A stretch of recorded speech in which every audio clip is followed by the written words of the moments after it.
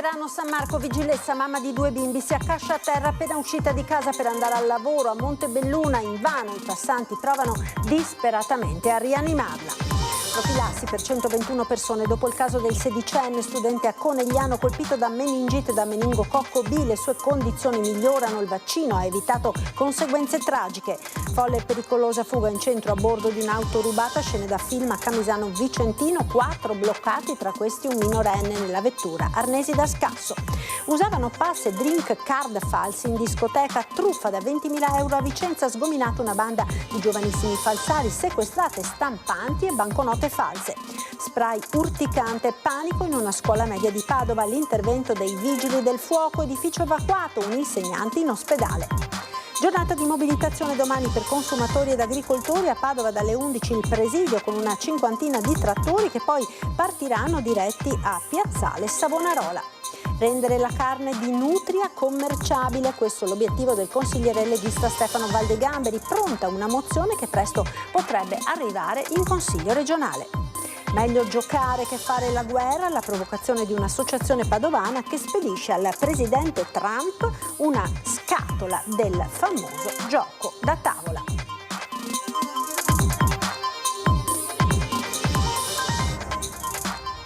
Buonasera, ben ritrovati con l'edizione del Veneto dei nostri telegiornali. L'avete sentito dai titoli: shock in provincia di Treviso tra Caerano e Montebelluna, dove una donna di 43 anni, vigilessa, ha accusato un malore fatale mentre si stava dirigendo al lavoro. Appena uscita di casa, Anna Maria Broda lascia 2 figli piccoli. I vicini di casa e i passanti hanno tentato di rianimarla prima dell'arrivo del 118. Non c'è stato purtroppo nulla da fare, probabile un infarto.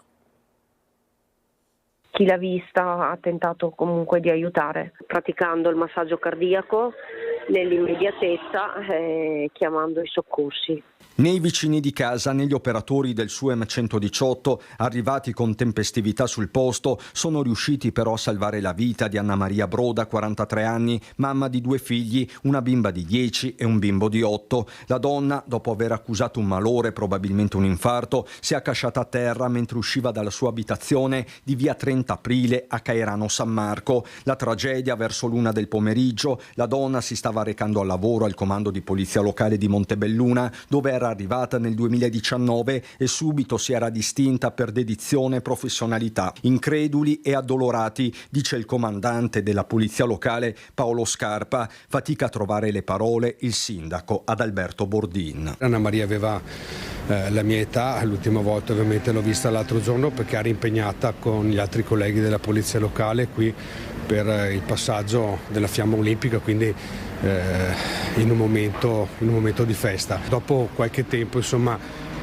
per qualsiasi comune siamo tutti una famiglia, quindi sono veramente scosso da questa tragedia. Lutto anche tra i volontari di protezione civile che hanno dovuto recuperare il corpo esanime della donna. Collaboravamo sempre con lei, è un grande dolore, dice il presidente Antonio Netto. In via 30 Aprile, nell'immediatezza della tragedia, sono arrivati i carabinieri, la polizia locale e la stessa sindaca di Caerano, Francesca Altin, che ha parlato con la madre di Anna Maria. Il padre da qualche giorno è ricoverato in ospedale. Mi hanno detto che in questi giorni stava facendo dei controlli. Qualcosa, forse era già successo un altro svenimento e aveva pochi giorni fa fatto dei controlli proprio in ospedale. Nulla però che potesse far presagire un epilogo del genere. Anna Maria, che era anche catechista, era una persona dinamica ed energica. Mi hanno detto che era appena rientrata dalla corsa, era andata a correre,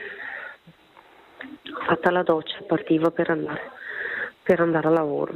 Anna Maria Broda lascia anche i genitori con cui viveva insieme accanto ai figlioletti, entrambi allievi alle scuole elementari. A loro va ora il pensiero di tutti. Veramente è un dolore enorme, scusatemi, non è facile.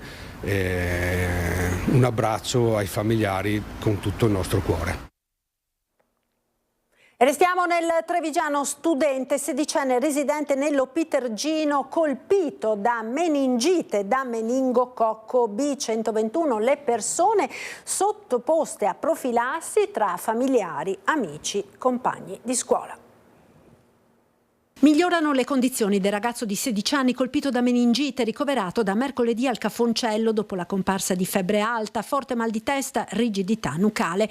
Residente nell'Opitergino, a scuola in un istituto superiore di Conegliano, il giovane presentava sintomi che hanno fatto immediatamente scattare gli accertamenti, dai quali è emersa la diagnosi di meningite di tipo B, il ceppo contagioso. Di qui l'immediata indagine epidemiologica e la profilassi per 121 persone. Noi la prima cosa che i nostri uffici, e ringrazio anche tutto il servizio igiene pubblica per il lavoro che hanno fatto, sono state ovviamente testate, fatto la profilassi per 121 persone che ovviamente non hanno certamente il rischio, ma sono state a contatto con la persona che ovviamente aveva il meningococco. Quindi per garantire tutte le famiglie e i contatti di scuola eccetera è stata fatta una profilassi così generalizzata.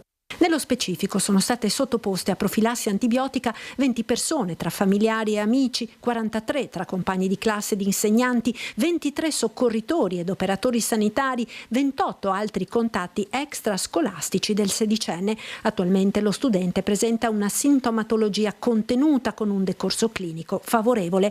Il giovane era stato regolarmente vaccinato contro il meningococco B, avendo completato il ciclo vaccinale con 2 dosi nel corso del 2024.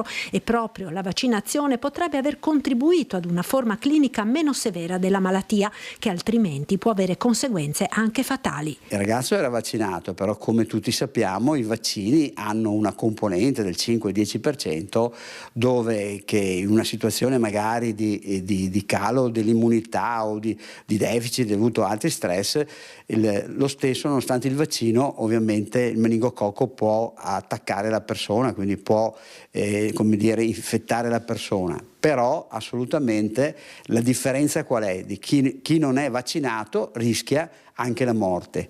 Chi è vaccinato, ecco, come il caso del nostro ragazzo, del nostro giovane, prende la patologia, ma poi ovviamente come ne sta uscendo sta meglio e non ha ovviamente altre sequele importanti. La situazione è costantemente monitorata. L'ULSS 2 rassicura la popolazione in quanto sono state adottate tutte le misure di prevenzione previste per la tutela della salute pubblica.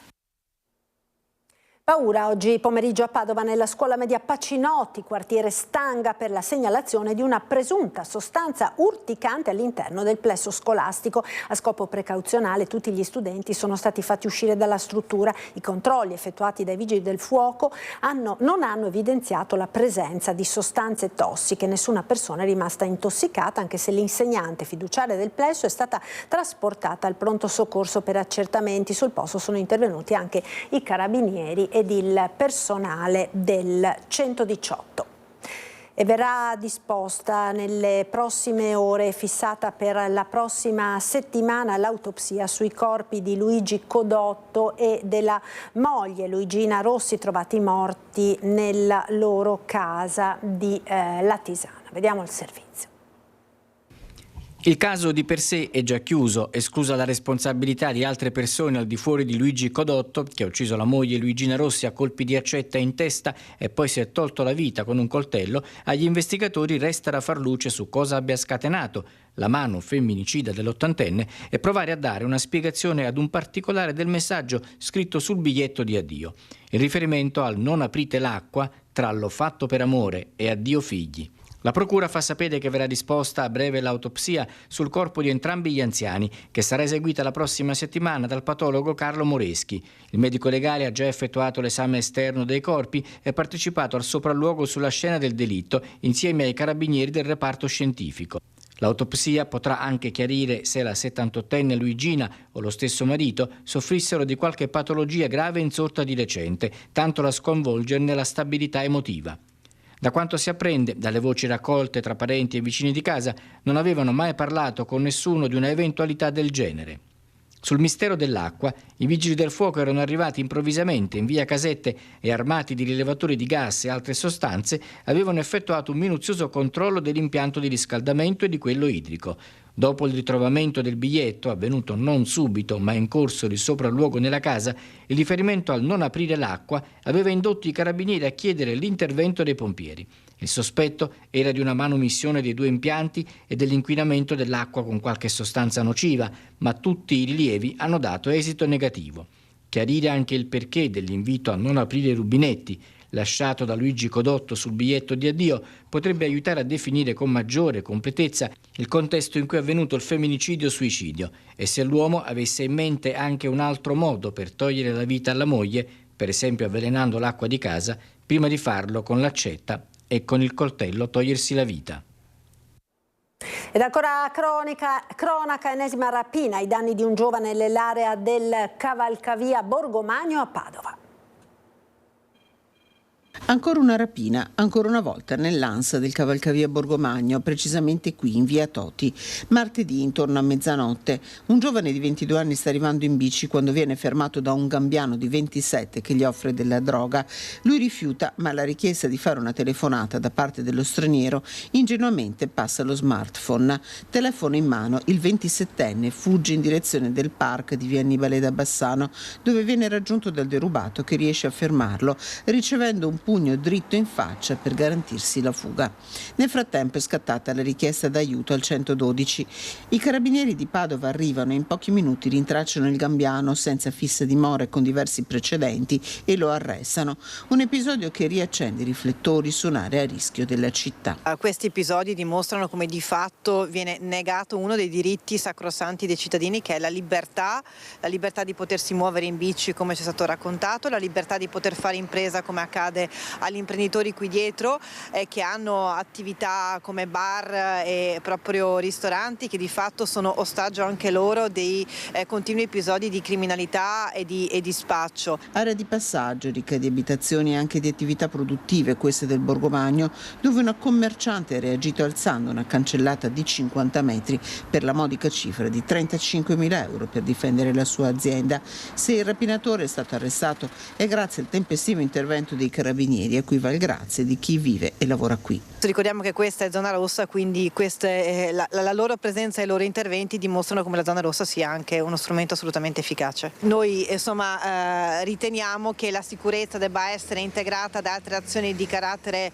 preventivo, però certamente quella di carattere repressivo, che in realtà significa presidio del territorio, controllo con le pattuglie e funzione di deterrenza che questa presenza assume nei confronti dei cittadini. Quindi io penso che siano tutte azioni di buon senso. Negarne l'efficacia, come sta facendo questa amministrazione, è un approccio negazionista che non fa altro che fomentare il problema anziché risolverlo. Folle e pericolosa fuga in centro a bordo di un'auto rubata, scene da film a Camisano Vicentino. Fuga a folle velocità per le vie del centro abitato di Camisano Vicentino. Momenti di alta tensione. Tutto comincia alle 6 di sera quando i carabinieri notano un'auto di grossa cilindrata che si aggira in modo sospetto in via Negrin. Chi è alla guida, quando si accorge della presenza dei militari, accelera, si dà repentinamente alla fuga e ne nasce un inseguimento da parte dei carabinieri con la sirena e i lampeggianti. La macchina in fuga però tampona un autocarro. A quel punto i carabinieri la affiancano e la bloccano, tutto davanti agli occhi esterrefatti dei commercianti e dei passanti. È stata una scena abbastanza particolare, perché abbiamo visto, eravamo proprio tutti qua, quindi abbiamo visto questa macchina sfrecciare, per fortuna che ha preso un camion perché l'ha rallentato la scena, la cosa, e i carabinieri che sono arrivati subito dietro, quindi veramente è stata una scena da film, e sono riusciti a bloccarli. E è stata una cosa incredibile, perché siamo usciti tutti, noi clienti, perché una cosa così non l'abbiamo mai vista. Siamo stati molto fortunati che non è successo niente di grave, perché in quell'orario, verso le 16:30, qua c'erano diverse persone che attraversavano anche la strada, le quali hanno avuto un potenziale pericolo. A bordo dell'auto in fuga un 20enne moldavo che vive a Villafranca Padovana, già noto alle forze dell'ordine, deferito in stato di libertà per concorso in ricettazione. L'uomo viene immediatamente arrestato. Con lui in macchina anche un 21enne e un 16enne, entrambi italiani di Camisano Vicentino, e una 34enne lettone residente a Giacciano con Baruchella in Polesine. I tre sono stati denunciati. Le accuse sono resistenza pubblico ufficiale, ricettazione e possesso ingiustificato di chiavi alterate. Nell'auto, risultata rubata a Badia Polesine il 17 gennaio, sono stati trovati e sequestrati vari arnesi da scasso. Insomma, l'operazione si è conclusa nel migliore dei modi e difficilmente l'inseguimento di Camisano verrà dimenticato da chi l'ha visto. È andato tutto bene, siamo sentiti molto sicuri, però è stata una scena particolare, siamo C'erano un sacco di persone, infatti qua fuori che guardavano. Usavano pass e drink card falsi in discoteca, truffa da 20.000 euro. A Vicenza sgominata banda di giovanissimi falsari. Exit pass utilizzati in modo fraudolento in una discoteca di Vicenza. È il gestore del locale a fare la segnalazione ai carabinieri. Gli investigatori della stazione di Altavilla Vicentina avviano le indagini che portano a denunciare 2 giovani, un bosniaco di 19 anni che vive a Camisano Vicentino e un 20enne italiano che abita a Grumolo delle Badesse. L'accusa è di truffa e falsità materiale per aver ideato, fabbricato, ceduto e utilizzato più volte negli ultimi 6 mesi exit pass falsi per la discoteca, recando un danno economico del valore di 20.000 euro.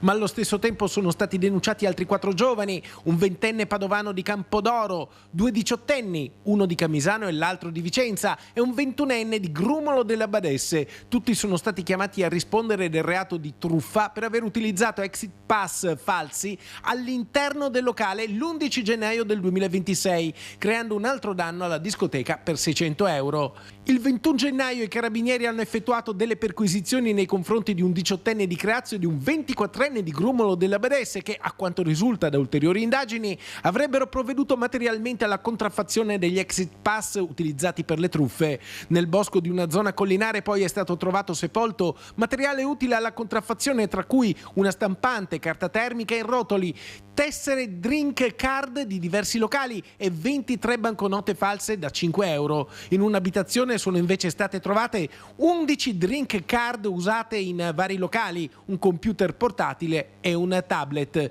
Entrambi i giovani sono indagati per truffa in concorso. Le indagini sono ancora in corso e gli investigatori presumono che ci possano essere altri locali del Vicentino dove è stato utilizzato lo stesso modus operandi. Il grave episodio di vandalismo la scorsa notte a Vigonza. Sentiamo.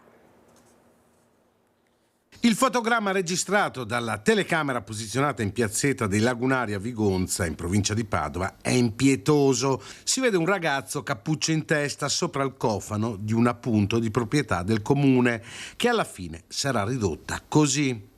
Stessa sorte per il furgone di un privato cittadino fermo nel parcheggio pubblico a fianco al municipio.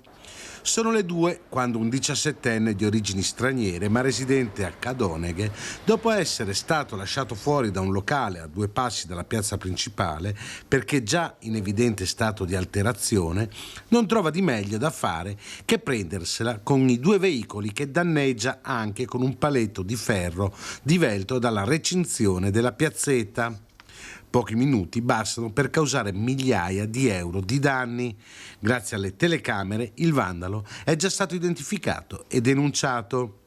Non siamo di fronte a una bravata, ma ad un atto di vandalismo che dimostra totale mancanza di rispetto per il patrimonio pubblico, per i cittadini e per le regole fondamentali della convivenza civile. Il commento sconsolato del sindaco Gianmaria Boscaro, che aggiunge: dopo la denuncia fatta con il proprietario del furgone, ho già convocato la famiglia che risponderà economicamente fino all'ultimo centesimo. Su vandalismo, degrado e mancanza di rispetto verso i beni pubblici non ci sarà alcuna tolleranza.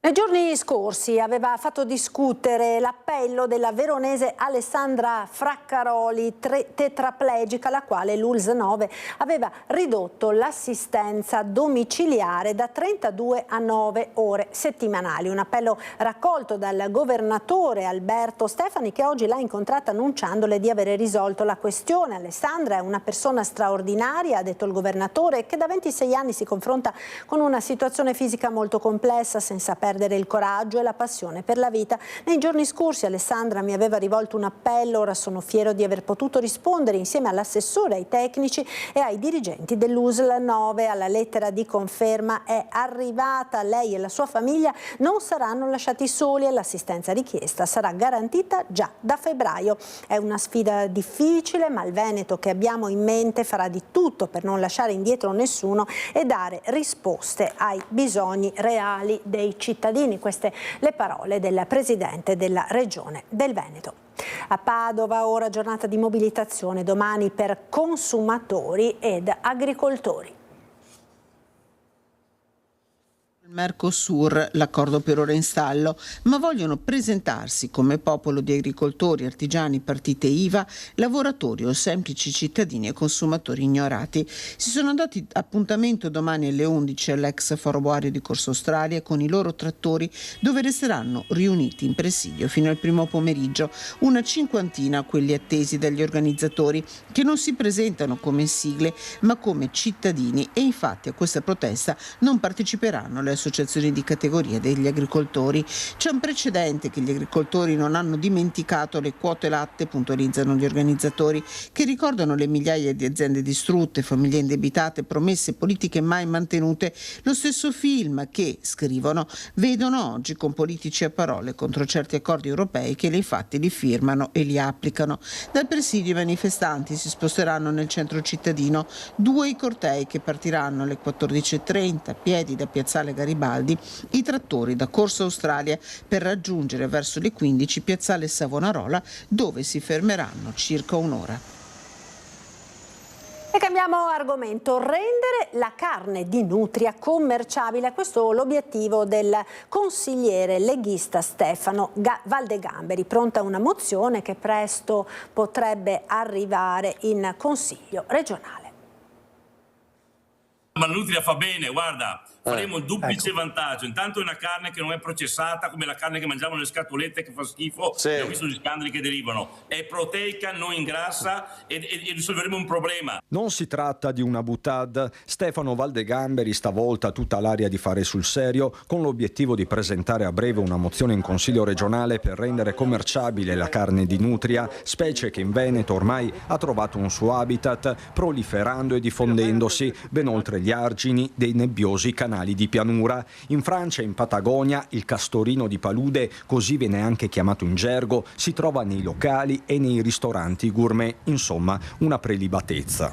È un piatto tradizionale in molti paesi del mondo, c'è la cucina francese, 1 chilo di nutria, di filetto di nutria costa 40 euro e c'è il patè di ragordin. Faccio veramente fatica. Avremo la possibilità di trasformare un problema in una risorsa, ascoltate me. Di fatto, fa intendere il consigliere della Lega, si tratta di mutuare la logica adottata per il granchio blu ora nei negozi. Ciò che vale per il mare varrebbe a maggior ragione per la terra. Lo stesso Valdegamberi nell'autunno scorso si era immortalato mentre addentava un pezzo di nutria al forno con il sugo, accompagnato da un bicchiere di Clinto, opzione enogastronomica che il leghista veronese, vicino al generale Vannacci, rilancia a Ring imbracciando la chitarra, e questo in attesa che l'assemblea di Palazzo Ferrofini si pronunci.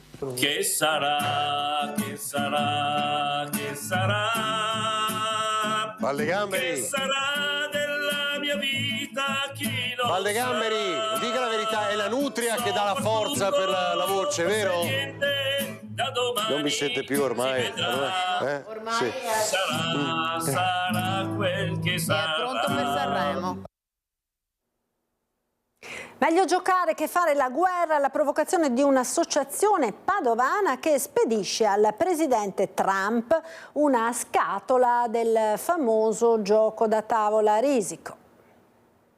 Donald Trump sta facendo di tutto per scuotere, per provocare una febbre mondiale con tutte queste sparate sensazionalistiche di occupazione di territori del mondo. Sembra quasi che voglia lui stesso fare una battaglia a risico. Allora provocatoriamente gli spediremo una scatola di risico in modo che si sfoghi lì, se vuole, con i suoi amici e con i suoi più stretti collaboratori. Partirà da Padova una lettera in inglese e in italiano e una scatola di risico, il famoso gioco da tavolo, destinazione Casa Bianca, Washington DC, all'attenzione del presidente Donald Trump. Una piccola provocazione, come sottolineano gli organizzatori dell'associazione Orizzonti, ma allo stesso tempo un gesto simbolico per invitare l'inquilino della Casa Bianca ad indirizzare altrove le sue mire espansionistiche. La pace e la serenità, oltre a non regnare a livello geopolitico, non regna neanche a livello economico. Le imprese del territorio, anche quelle della città di Padova, noi abbiamo una grande zona industriale, soffrono di fatto i dazi di Trump. Quindi non c'è solo l'aspetto dell'espansionismo geopolitico politico del presidente americano, ma anche dell'espansionismo commerciale. All'interno nessuna regola speciale per Trump, potrà scegliere lui chi vuole attaccare. Gli esponenti di Orizzonti però lo invitano a non studiare la geografia sul tabellone da gioco. Ovviamente ci auguriamo che Trump non si metta a imparare la geografia dal risico, perché sarebbe un problema. Qualche gaffe l'ha fatta anche in quel senso lì. Il pacco dovrebbe arrivare a destinazione già la prossima settimana, nelle speranza che il presidente americano non si offenda. I carri armati è meglio che restino di plastica, ci sono i dadi, c'è la fortuna, ma soprattutto il messaggio che vorremmo dargli, un messaggio sperando che gli arrivi, perché non è così scontato, ma se gli dovesse arrivare, e credo che il nostro messaggio sia sentito e di comune sentire rispetto alla gran parte dei cittadini, non solo italiani ma del mondo, è quello di occuparsi della pace, visto che ci tiene tantissimo anche a ricevere un Nobel della pace, ma non è sulla strada giusta per averlo. Ed è tutto per questa edizione, grazie per essere stati con noi, come sempre dopo la sigla il nostro meteo con le previsioni del tempo. Arrivederci.